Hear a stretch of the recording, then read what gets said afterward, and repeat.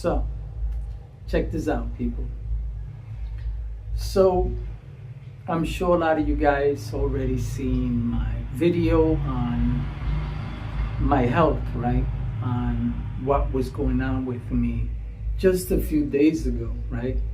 A big difference compared to what I was going through. Now, I'm still going through it now. It's just a lot more manageable, the pain, right? I'm able to deal with it. And that's because while I'm at home, I'm treating myself. I'm taking my injections, I'm taking my medicine, I'm putting hot towels and hot compress on my arm, my shoulder, my chest, my back. This is the area where I have the clot, right? And so I want to talk about the hospital system here in the Philippines, right? And how things work, because for those people who want to travel here to the Philippines and they've never been here, right?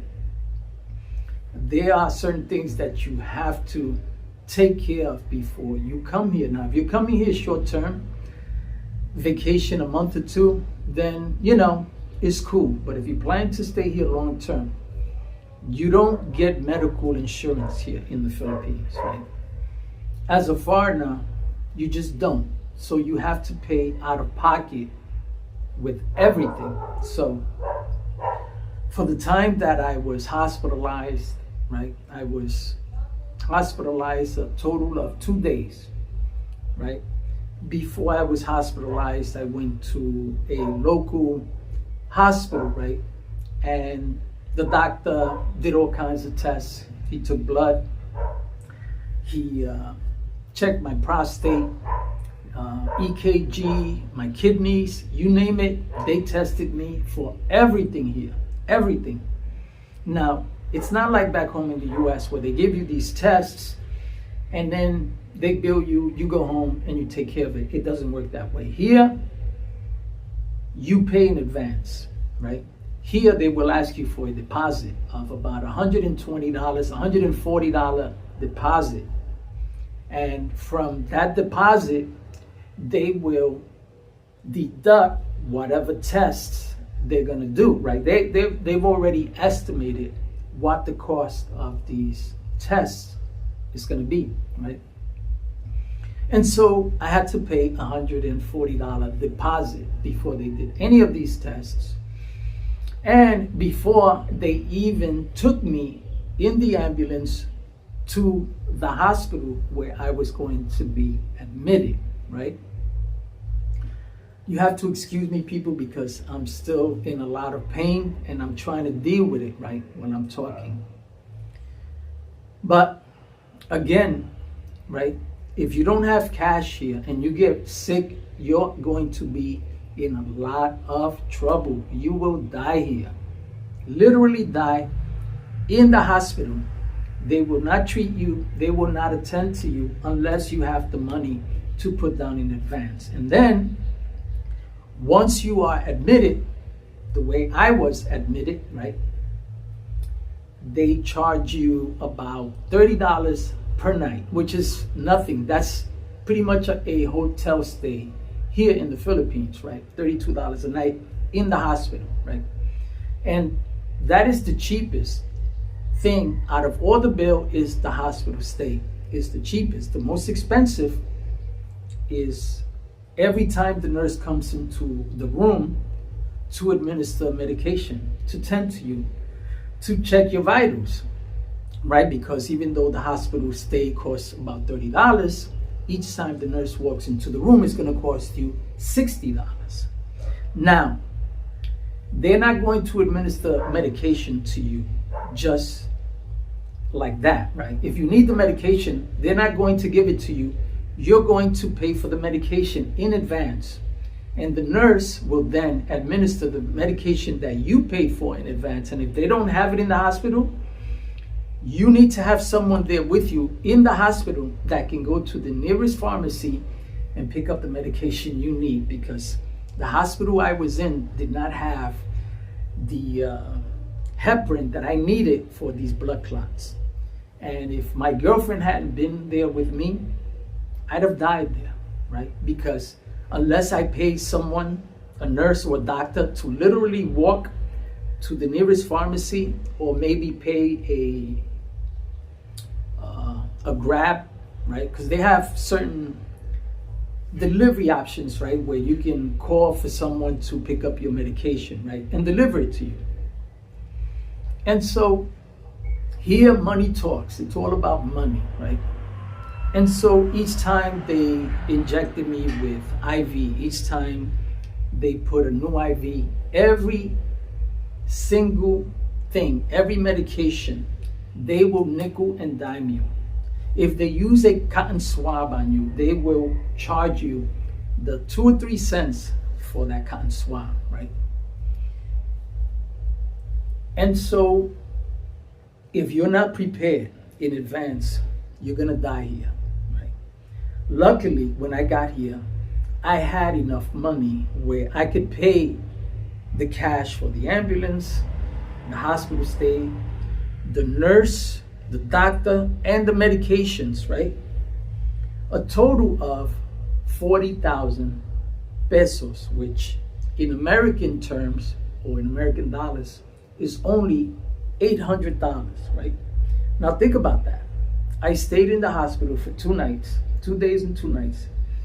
They fed me, they administered the medications, they did all the tests, EKG, blood, prostate exam, ultrasound, you name it. And with all of this, including the hospital stay, it only cost me $800, right?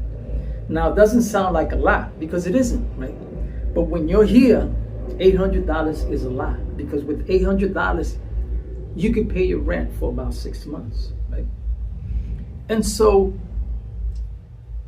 when, you gotta excuse me, people, but I'm really dealing with this, right?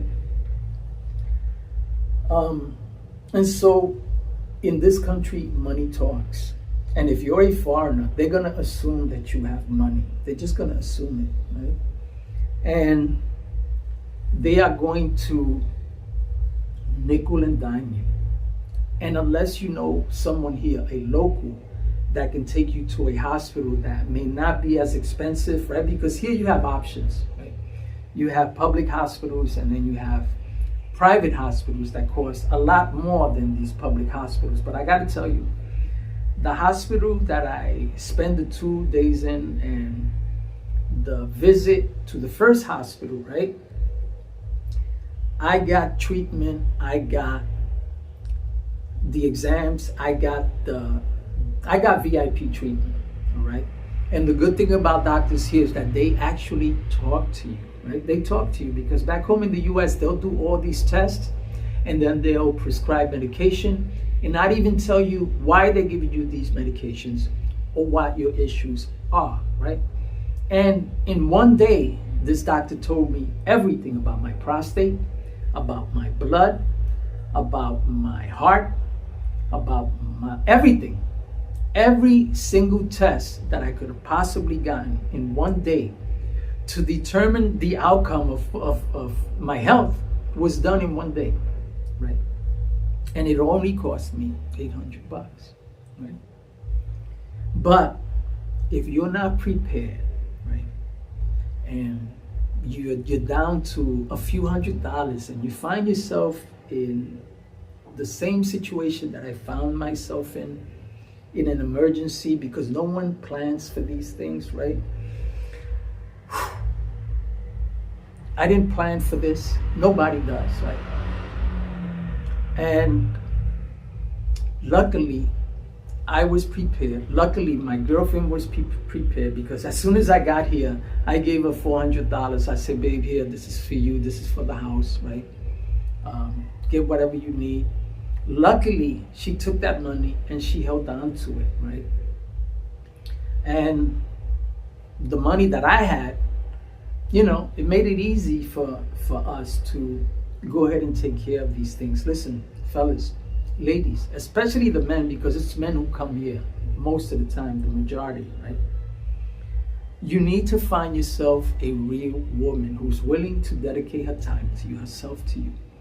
Don't get with the first woman who shows you her tits and think that that's the woman that you need to be with, right? Because a lot of the times men come here for the wrong reasons, and when they find themselves stuck, they don't have support. And so you need a good woman to take care of you, just like I do, because I can't do it here alone. No man can, right? Because what would I have done when this issue happened to me? Go to the nearest hospital, and then what? Right? Because people here don't understand me. They don't understand, no matter how much English they talk and I talk, it's the accent, it's the words that I use, right? Being from the US. Here in the Philippines, they speak proper English, right? And so, you know, it's a little of a language barrier, right? But in the end, you have to be prepared. Money talks.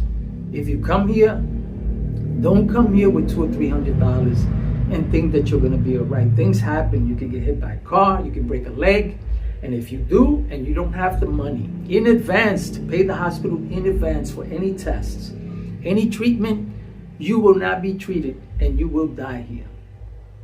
Keep that in mind, fellas. Thank you, people, for watching. Have a good day and have a good night.